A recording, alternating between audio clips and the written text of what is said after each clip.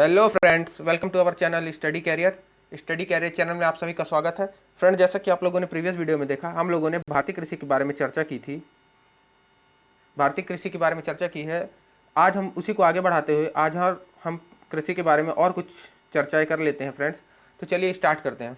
तो देखिए फ्रेंड्स, सबसे पहले हम लोग आज बात कर लेते हैं जो फसल होते हैं उसमें कुछ रोग लगते हैं, तो उसके क्या लक्षण होते हैं और उस रोगों के नाम क्या होते हैं फ्रेंड। तो चलिए स्टार्ट करते हैं। तो देखिए फ्रेंड्स, सबसे पहले अपन बात कर लेते हैं रोग की। प्रमुख रोग जो फसलों में लगते हैं, जैसे चावल। चावल में कौन सा रोग लगता है? जैसे ब्लास्ट। चावल में रोग का नाम है ब्लास्ट। क्या फ्रेंड्स? ब्लास्ट। इसमें क्या होता है? पत्तियों पे भूरे रंग की नाव की तरह एक चकत्ते दिखाई देने लगते हैं। पत्ती जो होते हैं उसमें भूरे रंग के चकत्ते चकत्ते दिखाई देने लगते हैं, मतलब लाइनें लाइनें दिखाई देने लगती हैं। किसमें?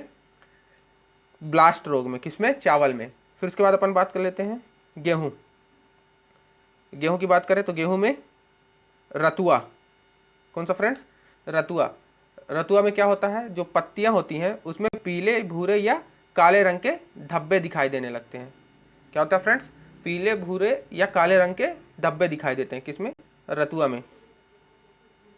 फिर उसके बाद अपन बात करें फ्रेंड्स तो गन्ना। गन्ना की बात करें तो गन्ना में एक रेड डॉट। क्या फ्रेंड्स? रेड डॉट, जिसे अपन लाल विगलन कहते हैं, रेड डॉट्स। इसमें क्या होता है? छोटे छोटे लाल रंग के धब्बे किसमें?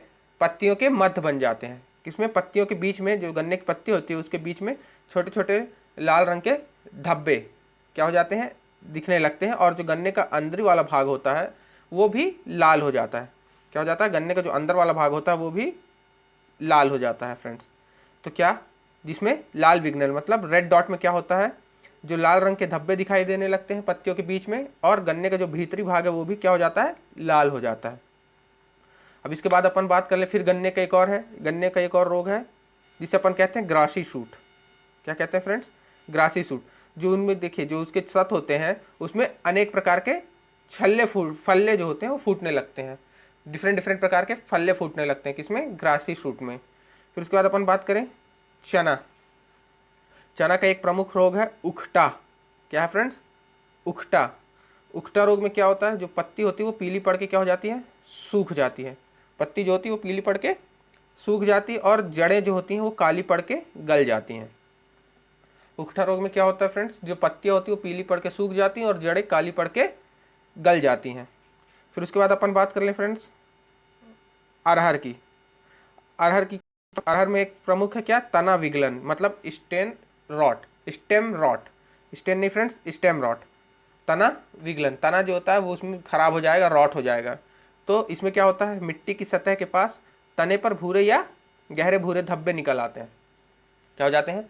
मिट्टी की जो सतह होती है, जहाँ तना होता है, निकला होता है जहाँ से तना, वहाँ पास क्या होता है? तने पे भूरे या गहरे भूरे रंग की क्या हो जाते हैं? धब्बे आ जाते हैं। क्या आ जाते हैं? धब्बे। और तना क्या होता है? वो कट फट जाता है, जिससे पौधे नष्ट हो जाते हैं। क्या होता है फ्रेंड्स? पौधे नष्ट हो जाते हैं। फिर उसके बाद अपन बात कर लें बाजरा की। किसकी बात कर लें फ्रेंड्स? बाजरा। तो देखिए बाजरा में क्या है? बाजरा की बात करें तो बाजरा में है हरित बाल। क्या फ्रेंड्स? बाजरा में हरित बाल। तो देखिए इसमें क्या होता है? जो बाजरा होते हैं, बालियां होती हैं, जो बालियां जो निकलती हैं उसके स्थान पर क्या होता है?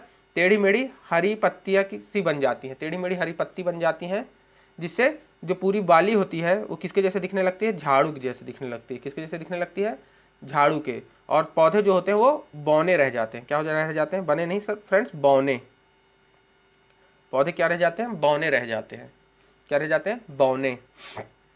फिर उसके बाद अपन बात करें, ये थी बात किसकी? बाजरा की। बाजरा के बाद अपन बात करें फ्रेंड्स मटर की। किसकी बात करें? मटर। मटर में एक बुकनी रोग लगता है। क्या लगता है? बुकनी रोग। इसमें क्या होता है? जो पत्तियां होती हैं उस पर सफ़ेद रंग के चित्ते पड़ने लगते हैं, सफ़ेद रंग के डॉट डॉट पड़ने लगते हैं। और इसके बाद क्या होता है? पौधे सूख जाते हैं। क्या हो जाता है? पौधा जो होता है वो सूख जाता है। क्या फ्रेंड्स? बुकनी में क्या होता है? फसल में जो पत्तियां होती हैं उसमें सफ़ेद रंग के चित्ते पड़ने लगते हैं और पौधे क्या होते हैं? फिर सूख जाते हैं। फिर बात करें फ्रेंड्स आलू। किसकी बात करें? आलू। आलू में एक रोग होता है फ्रेंड झुलसा। क्या रोग होता है? झुलसा। तो झुलसा में क्या होता है? पत्तियों की सतह पर छोटे छोटे क्या भूरे रंग के धब्बे बनने लगते हैं। क्या लगते हैं? भूरे रंग के धब्बे बनते हैं। क्या बनते हैं? पत्तियों की सतह पे छोटे छोटे भूरे रंग के धब्बे बनते हैं, जो बाद में किस तरह के चक्रदार रेखाएं दिखाई देती हैं। बाद में क्या होता है, उसमें चक्रदार रेखाएं बनने लगती हैं, चक्र की तरह रेखाएं बनने लगती हैं।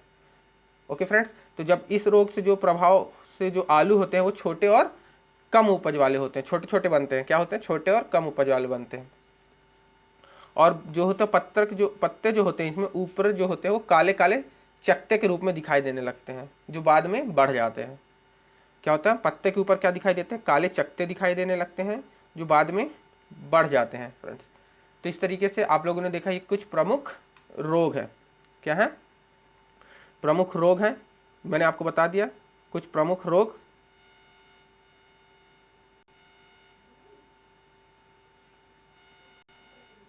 आपको मैंने कुछ कुछ प्रमुख रोग बता दिए, जैसे चावल के बता दिए। चावल में कौन सा है? चावल का मैंने आपको बताया ब्लास्ट। गेहूं में बताया रतुआ। चावल का ब्लास्ट, गेहूं का रतुआ। गन्ना में 2 बताया, रेड रॉट जिसे लाल विग्नल कहते हैं और ग्रासी शूट कहते हैं। उसके बाद चना में बताया उखटा।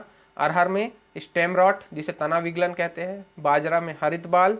मटर में बुकनी और आलू में झुलसा। इस तरीके से मैंने आपको कुछ प्रमुख रोग बताए, किसमें? फसल के प्रमुख रोग। अब अपन बात कर लेते हैं, देखिए आगे, और अपन प्रमुख कृषि बोर्ड के बारे में बात कर लेते हैं। किसके बारे में बात कर लेते हैं? प्रमुख कृषि बोर्ड। जो प्रमुख कृषि बोर्ड है वो उसके बारे में बात कर लेते हैं अपन। देखिए बात करते हैं अपन जैसे कॉफी बोर्ड। इस कॉफी बोर्ड का मुख्यालय कहाँ है? इस बात को याद रखिएगा क्योंकि ये क्वेश्चन बनते हैं। तो कॉफी बोर्ड का मुख्यालय कहाँ है? बंगलुरु में। कहाँ? बेंगलोर में, कर्नाटक, बेंगलोर जिसको अपन कहते हैं, वहां पे है। उसके बाद अपन बात करें रबर बोर्ड। रबर बोर्ड का मुख्यालय कहाँ है फ्रेंड्स? तो यह है कोट्टायम में। कहाँ? कोट्टायम में। कोट्टायम कहाँ? केरल। कहाँ फ्रेंड्स? कोट्टायम, केरल में। फिर उसके बाद अपन बात करें चाय बोर्ड। चाय बोर्ड कहाँ? कोलकाता में। कहाँ फ्रेंड्स? कोलकाता में। चाय बोर्ड कोलकाता। देन उसके बाद अपन बात कर लेते हैं तंबाकू बोर्ड की। तंबाकू बोर्ड कहाँ है? गुंटूर। गुंटूर कहाँ? आंध्र प्रदेश में। कहाँ फ्रेंड्स? गुंटूर, आंध्र प्रदेश में। फिर उसके बाद बात कर लेते हैं मसाला बोर्ड। मसाला बोर्ड कहाँ है? केरल, कोच्चि में। कहाँ फ्रेंड्स? कोच्चि, केरल में। राष्ट्रीय मांस व पोल्ट्री बोर्ड कहाँ है? राष्ट्रीय मांस व पोल्ट्री बोर्ड कहाँ है? दिल्ली में। कहाँ है फ्रेंड्स? दिल्ली में। फिर उसके बाद बात कर लेते हैं भारतीय अंगूर प्रसंस्करण बोर्ड। भारतीय अंगूर प्रसंस्करण बोर्ड कहाँ है फ्रेंड्स? यह है महाराष्ट्र में। कहाँ? पुणे। पुणे में। कहाँ है? पुणे में। फिर उसके बाद राष्ट्रीय मांस एवं कुक्कुट, राष्ट्रीय मांस एवं कुक्कुट प्रसंस्करण बोर्ड। मांस एवं कुक्कुट, केवल मांस एवं पोल्ट्री बोर्ड था, यहाँ पे कुक्कुट प्रसंस्करण बोर्ड है। प्रसंस्करण बोर्ड ये कहाँ है? ये भी दिल्ली में है। कहाँ है फ्रेंड्स?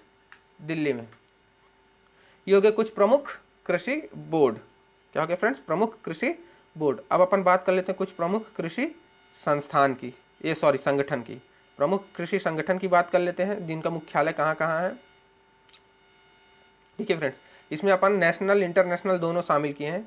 तो अपन प्रमुख कृषि संगठन के बारे में बात कर लेते हैं। जैसे कृषि संगठन की बात करें और उसका मुख्यालय बात करते हैं। देखिए, तो भारतीय दलहन अनुसंधान संस्थान। कहाँ? दलहन अनुसंधान संस्थान, मतलब दलहन के बारे में यहाँ रिसर्च होती है। कहाँ पे है ये? कानपुर में। कहाँ है? कानपुर में।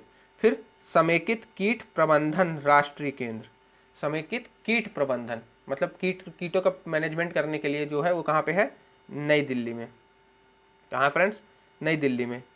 अब देखिए, ये अंतर्राष्ट्रीय है, ये राष्ट्रीय नहीं है। राष्ट्रीय तो कटक में है, अंतर्राष्ट्रीय बात करते हैं। अंतर्राष्ट्रीय चावल अनुसंधान संस्थान, ये कहाँ पे फ्रेंड्स? ये है फिलीपींस में। कहाँ है? फिलीपींस में। फिर उसके बाद बात करें अर्ध शुष्क क्षेत्रों के अंतर्राष्ट्रीय फसल अनुसंधान। किसमें?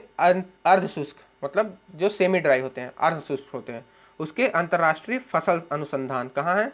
ये हैदराबाद में है। फिर उसके बाद बात कर लेते हैं सूखे क्षेत्र के लिए।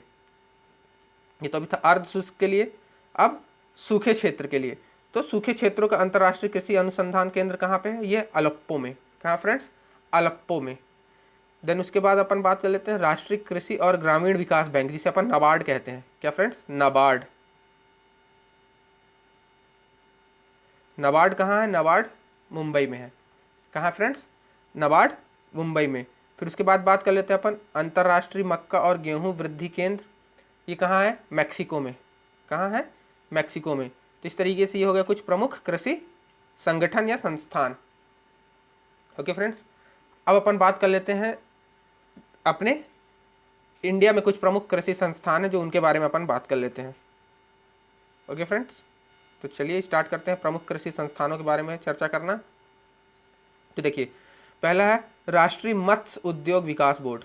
किसमें? मत्स्य मतलब मछली, मछली उद्योग से रिलेटेड। ये कहाँ है? हैदराबाद में। कहाँ है? हैदराबाद में। राष्ट्रीय चावल शोध संस्थान, मैंने आपको बताया था चावल संस्थान कहाँ है? कटक, कटक उड़ीसा में। ओके फ्रेंड्स, फिर उसके बाद अपन बात कर लेते हैं भारत डेयरी निगम एवं राष्ट्रीय डेयरी विकास बोर्ड। भारत डेयरी निगम एवं राष्ट्रीय डेयरी विकास बोर्ड, ये कहाँ पे है? आनंद। आनंद कहाँ? गुजरात में। कहाँ फ्रेंड्स? गुजरात में आनंद। देन इसके बाद बात कर लेते हैं भारतीय डेयरी अनुसंधान संस्थान। भारतीय डेयरी अनुसंधान संस्थान, ये कहाँ पे? करनाल। करनाल कहाँ? हरियाणा में। करनाल में है। क्या फ्रेंड्स?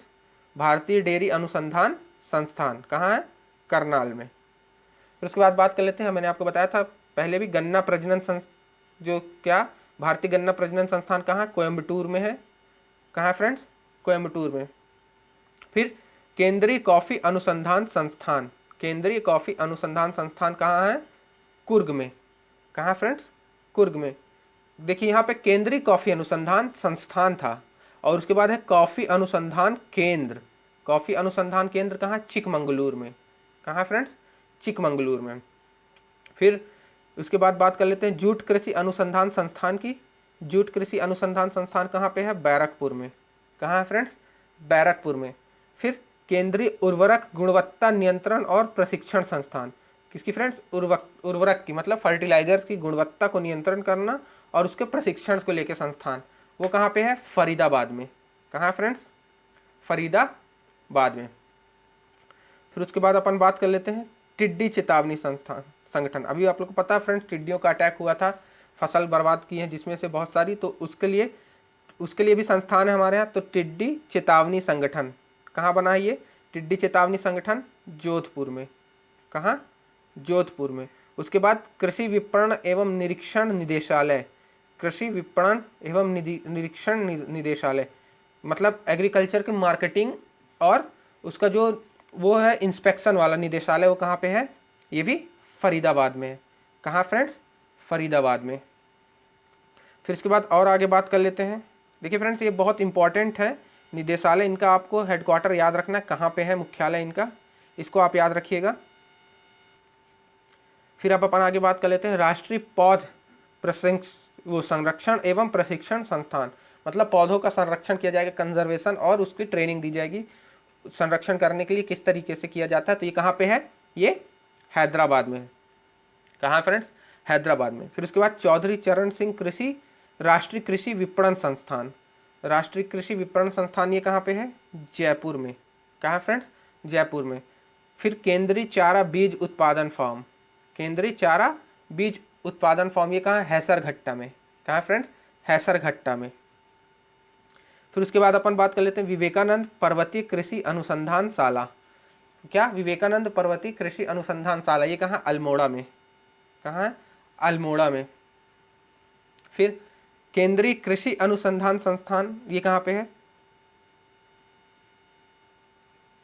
केंद्रीय कृषि अनुसंधान संस्थान ये कहाँ पे है? ये है पोर्ट ब्लेयर में। कहाँ फ्रेंड्स? पोर्ट ब्लेयर में केंद्रीय कृषि अनुसंधान संस्थान। फिर उसके बाद बात करें लघु किसान कृषि व्यापार संघ।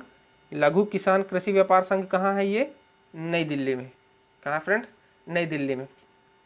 फिर राष्ट्रीय जैव उर्वरक विकास केंद्र, जैव उर्वरक मतलब बायो फर्टिलाइजर, राष्ट्रीय जैव उर्वरक विकास केंद्र कहाँ पे है? यह है गाजियाबाद में। कहाँ फ्रेंड्स? गाजियाबाद में। फिर डिजीज इन्वेस्टिगेशन लेबोरेटरी, मतलब जो भी की वो होती हैं, बीमारियां होती हैं, रोग लगते हैं, उसका इन्वेस्टिगेशन करने के लिए, उसकी जांच पड़ताल करने के लिए एक लेबोरेटरी है, वो कहाँ पे है? ये पुणे में है। कहाँ फ्रेंड्स? पुणे। पुणे कहाँ? महाराष्ट्र में, पुणे में है। ओके फ्रेंड्स, उसके बाद बात कर लेते हैं अपन पशु स्वास्थ्य एवं पशु चिकित्सा जैविकी संस्थान। क्या? पशु स्वास्थ्य एवं पशु चिकित्सा जैविकी संस्थान ये कहाँ है? ये कोलकाता में है। कहाँ फ्रेंड्स? कोलकाता में है। ओके फ्रेंड्स, पशु स्वास्थ्य एवं पशु चिकित्सा जैविक संस्थान, कहाँ? कोलकाता। फिर इसके बाद बात कर लेते हैं पशु चिकित्सा और जीव विज्ञान संस्थान की। पशु चिकित्सा और जीव विज्ञान संस्थान ये कहाँ है? बंगलुरु में। कहाँ फ्रेंड्स? बंगलुरु में। और पशु स्वास्थ्य संस्थान कहाँ है? पशु स्वास्थ्य संस्थान है जालंधर में। कहाँ फ्रेंड्स? जालंधर में। फिर उसके बाद पशु चिकित्सा जैविकी, ये कहाँ पे? ये है गुवाहाटी में। कहाँ फ्रेंड्स? गुवाहाटी में। देन उसके बाद अपन बात कर लेते हैं राष्ट्रीय पटसन एवं उससे संबंधित रेशों का जो अनुसंधान संस्थान है। क्या फ्रेंड्स? राष्ट्रीय पटसन एवं संबंधित उससे संबंधित रेशों का अनुसंधान संस्थान। ये कहाँ पे है? ये है कोलकाता में। कहाँ फ्रेंड्स? कोलकाता में। उसके बाद अपन बात कर लेते हैं भारतीय प्राकृतिक रेजिन्स एवं गम संस्थान। रेजिन्स जो चिपकाने के लिए काम आता है, रेजिन जैसे फेविकॉल हो गया, उसे रेजिन्स कहते हैं। एवं गम संस्थान, गम माने गोंद। संस्थान ये कहाँ पे है? ये है रांची पे। कहाँ फ्रेंड्स? रांची पे है। तो ये थे कुछ प्रमुख कृषि संस्थान जो भारत में है, भारत के। अभी इससे पहले जो मैंने आपको बताया वो भारत और विश्व दोनों के बताए। अब ये थे कुछ भारत के फ्रेंड्स। अब इसके बाद अपन थोड़ा बात कर लेते हैं फ्रेंड्स, किसकी? अपन एक बार बात कर लेते हैं एक और प्रकार की कृषि होती है जिसे अपन कहते हैं शिफ्टिंग कल्टीवेशन। क्या फ्रेंड्स? शिफ्टिंग कल्टीवेशन, जिसे अपन कहते हैं स्थानांतरित कृषि। स्थानांतरित कृषि की बात कर लेते हैं। स्थानांतरित कृषि के बारे में चर्चा करते हैं और अपन बात करते हैं उससे संबंधित कुछ, जैसे इस स्थानांतरित कृषि को किस राज्य में, किस इलाके में किस नाम से पुकारा जाता है, किस नाम से जाना जाता है, उसके बारे में हम लोग चर्चा करते हैं। ओके फ्रेंड्स, तो देखिए अपन सबसे पहले बात कर लेते हैं स्थानांतरित कृषि की। ये होती क्या है स्थानांतरित कृषि? तो देखिए स्थानांतरित कृषि जो होती है उसमें क्या होता है, मैंने आपको बताया था कि जो भूमि होती है, क्या होती है? जो भूमि होती है उसमें क्या होता है? वन। जो वन होते हैं उसको काट के या जला के उसे क्या किया जाता है? साफ किया जाता है। और फिर उसमें क्या होता है? मिट्टी जो बची, अब जो बचता है, जो काटने के बाद जो जमीन बचती, मिट्टी बचती, उसमें अपन क्या करते हैं? खेती करते हैं। इसमें 2 या 3 साल तक खेती की जाती है। फिर उसके बाद इससे क्या किया जाता है? यहाँ से हट जाते हैं, फिर दूसरे जगह चले जाते हैं। तो देखिए इस कृषि है, इसको स्थानांतरित कृषि को एक और नाम से जाना जाता है जिसे कहते हैं अपन काटो और जलाओ कृषि। क्या? काटो और जलाओ कृषि या फिर बुश फैलो। क्या फ्रेंड्स? बुश फैलो। काटो या जलाओ कृषि या फिर बुश फैलो कृषि की कहा जाता है। इसे क्या कहा जाता है? काटो या जलाओ कृषि या बुश फैलो। तो आपको समझ में आया क्या कह रहे? स्थानांतरित कृषि होती क्या है? इसमें जंगल को साफ कर दिया जाता है, फिर इसमें कुछ दिनों तक कृषि की जाती है, फिर उस इलाके को छोड़ के दूसरे इलाके में चले जाते हैं, फिर वहाँ भी जंगल साफ करते हैं, फिर वहाँ भी इस प्रकार की कृषि की जाती है। इस कारण से क्या होता है कि जंगल बहुत ज़्यादा नष्ट होते हैं, वन बहुत ज़्यादा नष्ट होते हैं इस कृषि के कारण। ओके फ्रेंड्स, तो देखिए अब इस कृषि को कुछ विभिन्न राज्यों में, विभिन्न इलाकों में विभिन्न नामों से जाना जाता है, तो अपन उसके बारे में भी चर्चा कर लेते हैं फ्रेंड्स। ओके, तो देखिए पहले अपन बात कर लेते हैं पूर्वी राज्यों में। किसमें? पूर्वी राज्यों की बात करें तो पूर्वी राज्यों में इसे किस नाम से जाना जाता है? झूम नाम से। आप लोगों ने सुना होगा झूम कृषि, झूम नाम से जाना जाता है। कहाँ? पूर्वी राज्यों में। कहाँ फ्रेंड्स? पूर्वी राज्यों में। और हिमालय में इसे किस नाम से जाना जाता है? हिमालय साइड, हिमालय राज्यों में इसे जाना जाता है किससे? खिल नाम से। किस नाम से? खिल। किस नाम से? खिल। देन उसके बाद अपन बात कर लेते हैं आंध्र प्रदेश की। आंध्र प्रदेश में किस नाम से? आंध्र प्रदेश में इसे जाना जाता है पौड़ नाम से। किससे? पौड़ या पौड़ नाम से जाना जाता है। फिर बात करें उड़ीसा में, उड़ीसा में इसे किस नाम से जाना जाता है? उड़ीसा में इसे जाना जाता है कमान। क्या फ्रेंड्स? कमान या केमान। फिर उसके बाद विंगा, केमान, विंगा, पोडू या पौध, जिसे बोला मैंने अभी आपको, पोडू या पौध। देन उसके बाद धावी। क्या? धावी और बरिगा। इस तरीके से इसे उड़ीसा में जाना जाता है, कमान, वीगा, पोडू, धावी और बरिगा। ओके फ्रेंड्स, फिर इसके बाद अपन बात कर लेते हैं केरल में। तो केरल में किस नाम से जाना जाता है? केरल में ओणम। क्या नाम से फ्रेंड्स? ओणम के नाम से जाना जाता है। और केरल की जो पश्चिमी घाट वाला इलाका है, क्या पश्चिमी घाट वाला इलाका है जो केरल का पश्चिमी घाट वाला इलाका, उसमें किस नाम से जानी जाती है? कुमारी के नाम से। किस नाम से? कुमारी के नाम से जाना जाता है। फिर अपन बात करें मध्य प्रदेश में, मध्य प्रदेश में किस नाम से जाना जाता है? मध्य प्रदेश में वीवर और डहियार। क्या? वीवार और डहियार, वीवर के नाम से और डहियार के नाम से, वीवर और डहियार के नाम से जाना जाता है। और छत्तीसगढ़ में दीपा के नाम से, दीपा। और इसी को आंध्र प्रदेश सॉरी अंडमान और निकोबार आइलैंड में भी दीपा के नाम से ही जाना जाता है। किस नाम से? दीपा के नाम से। फिर उसके बाद अपन बात कर लेते हैं किसके? राजस्थान की। किसमें? राजस्थान में किस नाम से जाना जाता है? तो राजस्थान की बात करें तो वालरा। क्या? वालरा। फिर इसी को बाल्ट्रे भी बोलते हैं, बाल्ट्रे, बाल्ट्रे और बत्रा। क्या फ्रेंड्स? राजस्थान में बालरा, बाल्ट्रे और बत्रा के नाम से जाना जाता है। और बात कर ले अपन कुछ और इलाके हैं जैसे मणिपुर। याद रखिएगा फ्रेंड्स, ये सब किस किस इलाके में किस नाम से जाना जाता है। तो मणिपुर में पामलू के नाम से। किसमें फ्रेंड्स? मणिपुर में पामलू के नाम से जाना जाता है। और बात कर ले अपन दक्षिण भारत में, दक्षिण भारत में किस नाम से जाना जाता है? जारा। क्या फ्रेंड्स? जारा या एरका, जारा या एरका के नाम से। किस नाम से फ्रेंड्स? जारा या एरका के नाम से। इस तरीके से इन्हें कुछ नामों से जाना जाता है। किसे? झूम कृषि को या शिफ्टिंग कल्टीवेशन को, स्थानांतरित कृषि को। ये भारत के कुछ विभिन्न राज्यों में विभिन्न नामों से जाना जाता है फ्रेंड्स। तो चलिए एक और लास्ट अपना टॉपिक बचा है कृषि पे, उसके बारे में भी अपन चर्चा कर लेते हैं, जो है कृषि जलवायु प्रदेश, जिसे अपन एग्रो क्लाइमेटिक रीजन कहते हैं। क्या कहते हैं फ्रेंड्स? एग्रो क्लाइमेटिक रीजन, मतलब किस किस क्लाइमेट में किस तरीके से कृषि की जाएगी उस तरीके से। तो हम भारत को इसमें 15 बृहद भागों में बांटते हैं। कितने भागों में? 15 भागों में बात करते हैं। तो कृषि जलवायु प्रदेश का जो निर्धारण करने के लिए कौन कौन सा आवश्यक शर्तें हैं? देखिए, वर्षा, तापमान, मिट्टी, तो इस तरीके से उसमें जो भी प्रकार से अपनाई जाने वाली कृषि पद्धति है, और क्षेत्र विशेष की जो पर्यावरणीय समस्याओं में शामिल किया जाता है। पर्यावरणीय समस्याएं क्या क्या हैं, उस आधार पर हम लोग विभिन्न विभिन्न प्रकार की रणनीतियां बनाई जाती हैं, विकास रणनीति बनाई जाती है, किस तरीके से फसल का विकास किया जाए, कृषि का विकास किया जाए। तो उस आधार पे हम लोग क्या करते हैं?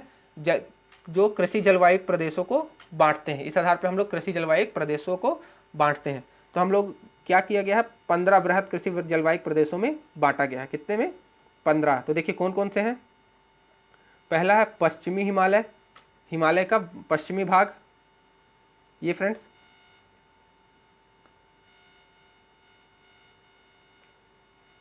ये देखिए फ्रेंड्स, ये पहला भाग पश्चिमी हिमालय, ये पश्चिमी हिमालय। दूसरा बात करें पूर्वी हिमालय। क्या फ्रेंड्स? पूर्वी हिमालय। तो पूर्वी हिमालय आप देखिए इस तरफ पे बटा है, पूरब साइड में। ये है फ्रेंड्स पूर्वी हिमालय, ये पूर्वी हिमालय। तीसरी बात करें निम्न गंगा का मैदान। क्या फ्रेंड्स? निम्न गंगा का मैदान, ये कहाँ पे होगा? गंगा वाले क्षेत्र में होगा। निम्न गंगा का मैदान पूरा गंगा वाले इलाके में होगा। देखिए फ्रेंड्स कहाँ पे? इस जगह पे, ये है 3 नंबर, निम्न गंगा का मैदान, इस इलाके पे, यहाँ पास निम्न गंगा का मैदान। उसके बाद अपन बात करें मध्य गंगा का मैदान। क्या फ्रेंड्स? मध्य गंगा का मैदान, मध्य गंगा का मैदान मतलब गंगा का बीच का मध्य वाला भाग, ये मध्य वाला भाग। ये लोअर कोर्स था, अंतिम भाग था गंगा का, ये मध्य वाला भाग है, इसे मध्य गंगा के मैदान के नाम से मध्य गंगा का मैदान। फिर उसके बाद बात करते हैं ऊपरी गंगा का मैदान। ये कहाँ पे है? ऊपरी गंगा का मैदान जो शुरू में गंगा पड़ेगी, गंगा के शुरू कोर्स में, स्टार्टिंग कोर्स में ऊपरी गंगा का मैदान, ये यहाँ पास, ये ऊपरी गंगा का मैदान। फिर उसके बाद अपन बात करें ट्रांस गंगा का मैदान। किसमें? ट्रांस गंगा मैदान। ट्रांस गंगा मैदान कहाँ पे है? इस जगह पे, ये है हरियाणा, पंजाब हरियाणा वाले साइड में, ये ट्रांस गंगा का मैदान है। ये कृषि जलवायु प्रदेशों के बारे में बात कर रहा हूँ फ्रेंड्स, ये है ट्रांस गंगा का मैदान। फिर उसके बाद बात करें पूर्वी पठारी व पहाड़ी क्षेत्र। पूर्वी पठारी व पहाड़ी क्षेत्र, ये उड़ीसा वाले भाग में, उड़ीसा और ये आंध्र प्रदेश वाले भागों में थोड़ा ये है। पूर्वी, ये देखिए ये है पूर्वी पहाड़ी व पठारी क्षेत्र, ये इस जगह पे। फिर उसके बाद अपन बात कर लेते हैं मध्य पठारी व पहाड़ी क्षेत्र। मध्य पठारी व पहाड़ी क्षेत्र मध्य प्रदेश और राजस्थान, थोड़ा गुजरात वाले इलाकों में। ये है फ्रेंड्स मध्य पठारी क्षेत्र, ये है मध्य पठारी क्षेत्र, ये। फिर उसके बाद अपन बात कर लेते हैं मध्य पठारी क्षेत्र के बाद पश्चिमी पठारी व पहाड़ी क्षेत्र। क्या फ्रेंड्स? पश्चिमी पठारी। अब यहाँ तो हो गया मध्य, उसके बाद पश्चिम में आ जाइए उसके, ये है ये पश्चिमी पठारी व पहाड़ी क्षेत्र, ये पश्चिमी पहाड़ी व पठारी व पहाड़ी क्षेत्र। ये एक एग्रो क्लाइमेटिक जोन है, कृषि जलवायु प्रदेश है। फिर उसके बाद अपन बात कर लेते हैं दक्षिणी पठारी व पहाड़ी क्षेत्र। क्या फ्रेंड्स? दक्षिणी पठारी व पहाड़ी क्षेत्र। तो उसी के जस्ट नीचे, जस्ट बिलो, ये देखिए ये 10 नंबर, ये दक्षिणी पहाड़ी व पठारी क्षेत्र, ये पूरा इतना इस भाग में बटा है, ये दक्षिणी पहाड़ी व पठारी क्षेत्र। फिर उसके बाद अपन बात कर लेते हैं पूर्वी तटीय मैदान व पूर्वी घाट। तो फ्रेंड्स पूर्वी घाट की बात कर ले तो पूर्वी घाट का इलाका है ये पूरा पूर्वी घाट है, पूर्वी तटीय मैदान या पूर्वी घाट, ये पूर्वी तटीय मैदान या पूर्वी घाट, ये पूरा इलाका। फिर उसके बाद बात कर लेते हैं अपन पश्चिमी तटीय मैदान या पश्चिमी घाट। तो ये कहाँ पश्चिमी घाट? तो फ्रेंड्स ये है 12 नंबर, ये पूरा इधर देखिए इस जगह पे, यहाँ पास ये इस इलाके पे, ये क्या है? पश्चिमी घाट या पश्चिमी तटीय मैदान। फिर उसके बाद आते हैं पश्चिमी शुष्क प्रदेश। क्या फ्रेंड्स? पश्चिमी शुष्क प्रदेश, तो ये गुजरात और राजस्थान वाले भाग में होगा शुष्क प्रदेश, ये 30 नंबर, ये है फ्रेंड्स पश्चिमी शुष्क प्रदेश, ये पश्चिमी शुष्क प्रदेश। फिर उसके बाद अपन बात कर लेते हैं गुजरात का मैदानी व पहाड़ी भाग। तो सॉरी फ्रेंड्स, ये मेरे को लग रहा है थोड़ा यहाँ पे गलती हो गया फ्रेंड्स, सॉरी, ये यहाँ पास नहीं है, ये है पश्चिमी शुष्क प्रदेश, सॉरी, ये है फ्रेंड्स, ये है पश्चिमी शुष्क प्रदेश, ये है पश्चिमी शुष्क प्रदेश, ये फ्रेंड्स पश्चिमी शुष्क प्रदेश, और ये है गुजरात का मैदान व पहाड़ी भाग। सॉरी फ्रेंड्स, ये है गुजरात का मैदान व पहाड़ी भाग। फिर उसके बाद लास्ट बात कर लेते हैं अपन द्वीपीय प्रदेश। द्वीपीय प्रदेश में क्या क्या? लक्षद्वीप और अंडमान निकोबार द्वीप समूह आता है। तो फ्रेंड्स इसमें बात कर लेते हैं द्वीपीय प्रदेश में, ये द्वीपीय प्रदेश में क्या क्या आएगा? यहाँ पे लक्षद्वीप आएगा और यहाँ पे अंडमान निकोबार द्वीप समूह आएगा। तो इस तरीके से ये कुछ भारत के एग्रो क्लाइमेटिक जोन है। क्या है फ्रेंड्स? भारत के एग्रो क्लाइमेटिक जोन है। तो इस प्रकार से फ्रेंड्स आज का लेक्चर समाप्त होता है।